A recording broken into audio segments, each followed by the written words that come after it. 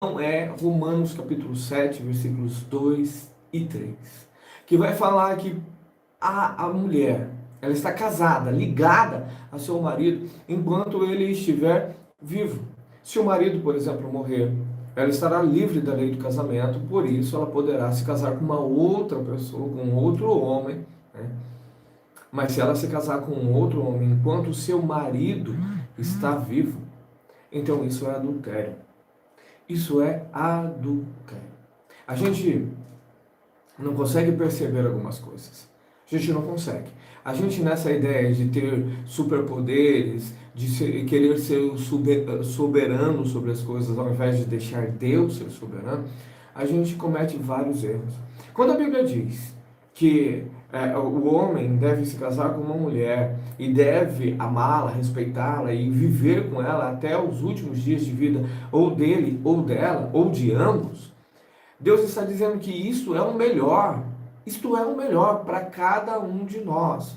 Quando nós achamos que não, aconteceu alguma intercorrência no meio do caminho, e então as pessoas podem se separar, podem casar de novo, podem formar outras famílias, nós estamos dizendo: ei Deus, a sua ideia é uma ideia legal, mas ela não condiz com a realidade. A sua ideia pode até ser uma ideia bacana, mas o melhor mesmo é a minha ideia. E a Bíblia vai dizer que a vontade de Deus, ela é melhor, ela é perfeita. Perfeição é aquilo que não tem erro, não tem falha. Então não tem como você dizer: olha, o casamento, pode haver um segundo casamento porque Deus entende a situação. Não, porque Deus criou uma lei. E se Deus criou uma lei, porque Ele sabe que isso é melhor para os seus filhos. Há inúmeras pessoas se casando, se separam, casam novamente, né? Você deve estar vivendo isso, o caso do seu marido, o caso da sua esposa, estão lá com os estranhos. E eles acham que sim, eles acreditam que sim, que Deus permitiu que eles encontrassem uma nova pessoa para que eles pudessem seguir a vida. E, queridos, muitos de nós que estamos do lado de cá, buscando a restauração, muitos de nós chegamos a pensar que sim, isso é uma possibilidade. Sim, isso é possível nas nossas vidas. Podemos achar outras pessoas. O fato é que nós vivemos num mundo caído. E isso nem sempre foi assim. As pessoas casavam. As pessoas casavam e se mantinham firmes aos seus casamentos. Haviam situações esporádicas, como nós vemos no Deuteronômio 24? Haviam. Porque o pecado existe na humanidade. Então sempre vai existir, mas não numa escala na qual nós estamos vivendo hoje. De casamentos que, sabe, por qualquer motivo acabam sendo rompidos, deixados de lado. Casamento requer renúncia. Casamento requer renúncia. E as pessoas, elas não querem renunciar. As pessoas querem ser atendidas. Ei, eu sou o rei. Eu sou o importante. Você é meu serviçal. Me atenda. É isso que muitas vezes nós dizemos aos maridos, às esposas. Nós dizemos: ei, eu sou importante. Você precisa me servir. Você precisa satisfazer os meus desejos. Você precisa satisfazer as minhas vontades. E quando isso não acontece, maridos e esposas se separam, repudiam e vão procurar outras pessoas que façam exatamente isso que eles querem. É terrível, mas é o que tem acontecido hoje por causa do pecado. E isso só acontece porque eu e você, como servos do Senhor, deixamos de cumprir o nosso trabalho. Nós queremos que uma força divina, uma intervenção divina venha e freie, e breque todas as ações pecaminosas do homem. Mas nós esquecemos que nós, sim, nós enquanto igreja, somos freio. Nós somos o freio de Deus.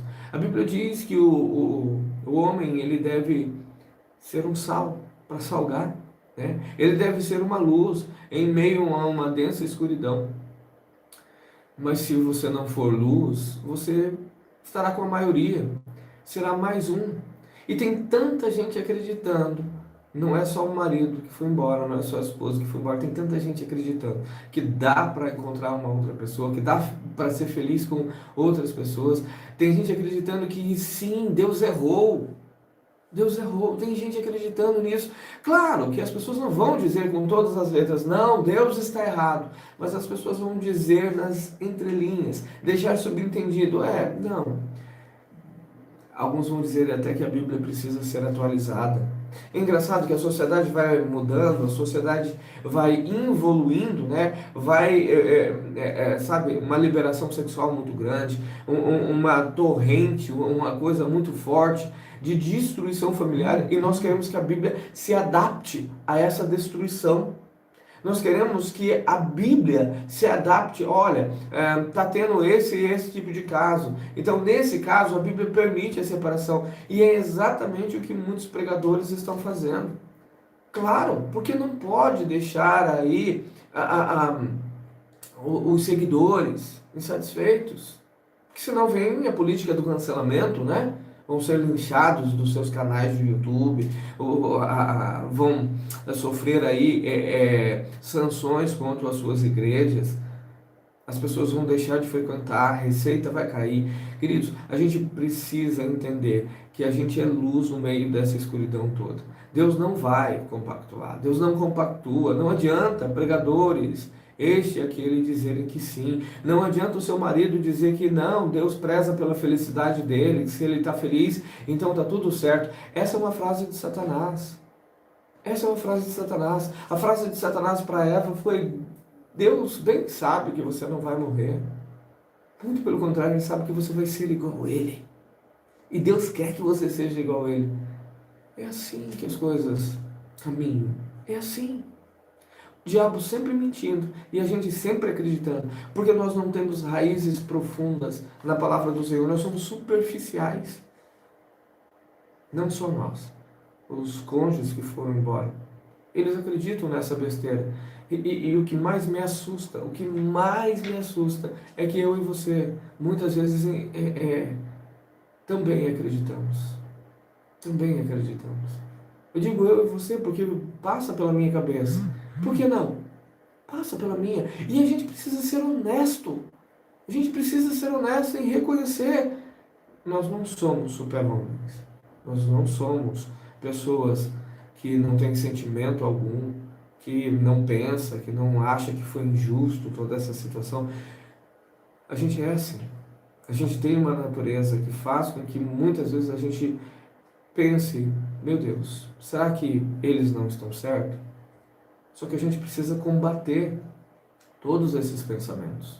Todos eles, com a palavra do Senhor. A Bíblia fala isso: leve cativo, leve prisioneiro, leve algemado, todos os seus pensamentos, a palavra do Senhor. Porque lá sim, está a verdade. E lá elas serão transformadas. Agora tem muita gente buscando a verdade em qualquer lugar. E esse que é o problema. Se você não buscar na fonte correta, é claro, você não vai beber água limpa. Você vai beber água suja. E você vai acreditar que está bebendo água limpa. Por incrível que pareça, essa é a situação. Homens e mulheres, como maridos e esposas, que foram para o outro lado, ouviram dessas mesmas águas sujas, beberam dessas águas sujas. Ouviram dessas ladainhas que está tudo bem, que não tem problema, que Deus aceita, que Deus não vai fazer caso disso, que o importante é que vocês estejam casados, mesmo se for segundo, terceiro, quarto, quinto casamento. Porque Deus vai entender a situação que você passou lá atrás. Deus vai entender que às vezes você teve um marido preguiçoso, que você às vezes teve uma esposa birrenta e por aí vai. A nossa ideia, ela está sempre sendo deturpada por conceitos contrários à palavra do Senhor, revestido de autoridade, né? Porque quem está falando é um padre, é um pastor, e aí a gente acha que é de Deus. Às vezes aquela irmã que tem lá o nome de missionária, às vezes ela diz para você: olha, Deus me revelou que não é ele, o homem para a sua vida. Aí você abandona o seu marido e você vai procurar outra pessoa. Mas qual a prova de que aquilo que aquela mulher disse realmente é verdade? Nenhuma. Muito pelo contrário. Tem-se uma prova irrefutável, que é a palavra de Deus, dizendo que casamento é até que a morte separe. Ok. Seu marido morreu, você está livre, pode casar novamente. E ainda, 1 Coríntios 7:39 vai dizer, desde que seja no Senhor. Não é um casamento livre, assim, para você fazer o que você bem entender. Não. Tem princípios a serem respeitados. A palavra de Deus diz, pode casar com outro depois que o marido morrer. Depois que a esposa morrer, pode casar com outro. O que não pode é, enquanto eles estiverem vivos, você achar que pode formar uma nova família. Porque não pode. Não pode. E fica aqui o meu recado para você que está buscando por restauração e às vezes pensa em desistir, às vezes pensa que vai ser possível um novo casamento, que Deus vai entender e que vai estar tudo bem. Não caia nessa mentira. Não caia nessa mentira, porque é uma mentira. É uma mentira estapafúrdia, que a gente sabe que é mentira, mas que os nossos sentimentos tendem a acreditar que é uma verdade e a gente quer viver isso. E para você, marido e esposa, que abandonou o seu lar, que abandonou a sua família e acreditou que você tem a possibilidade de construir um novo casamento, deixa eu dizer uma coisa para você. O que faltou para o seu casamento dar certo não foram mais noites de sexo. O que faltou para o seu casamento dar certo não foram mais amor. Não foi amor que faltou. Não, não foi. Foi renúncia. Você não foi capaz de renunciar aos seus desejos. Você não foi capaz de renunciar às suas paixões. Muito pelo contrário, você queria ser atendido. Como um serviçal, você escravizava a sua esposa e o seu esposo. E porque você queria as suas necessidades. Quando as suas necessidades não foram atendidas, então você procurou alguém que viesse a atender. Porque, afinal de contas, você é importante. O outro é descartável. Esse é o teu pensamento. Mas o pensamento bíblico é: vocês são igualmente amados por Deus, devem igualmente ser obedientes a Deus, devem igualmente amar e se sacrificar um pelo outro. A relação estava difícil? Ok. Consertasse a relação, não abandonasse. Abandonar é uma atitude covarde. Ir embora é uma atitude extremamente covarde. Não. Dizem para você que fugir é algo bom. Não, não é. Dizem para você que desistir é algo bom. Não, não é. Você está sendo criado, você está vivendo numa geração muito dodóizinha, em que felicidade é ter uma vida sem sofrimento. Você nunca encontrará isso. Nunca. Nem nessa geração, nem nas próximas gerações. Porque vida, sim, ela tem sofrimento, ela tem desafios. Nós vivemos num mundo caído, onde nós somos pecaminosos. Não espere uma vida sem sofrimento. Lute para diminuir o sofrimento, mas entenda que ele sempre fará parte da sua vida e que a renúncia, sim, a renúncia é o fator principal para qualquer relação dar certo. O relacionamento de uma mãe para com seu filho, onde o filho não oferece absolutamente nada, é renúncia. É renúncia. O filho não tem nada a oferecer a ela, mas ela precisa renunciar noites de sono, ela precisa renunciar ao seu corpo bonito, ela precisa fazer inúmeras renúncias. É assim. A nossa vida é feita de renúncias. Todos os relacionamentos precisam de renúncia. Todos. E se você não entendeu isso, você não entendeu nada. Que Deus abençoe a sua vida. Fique na paz e até o nosso próximo encontro.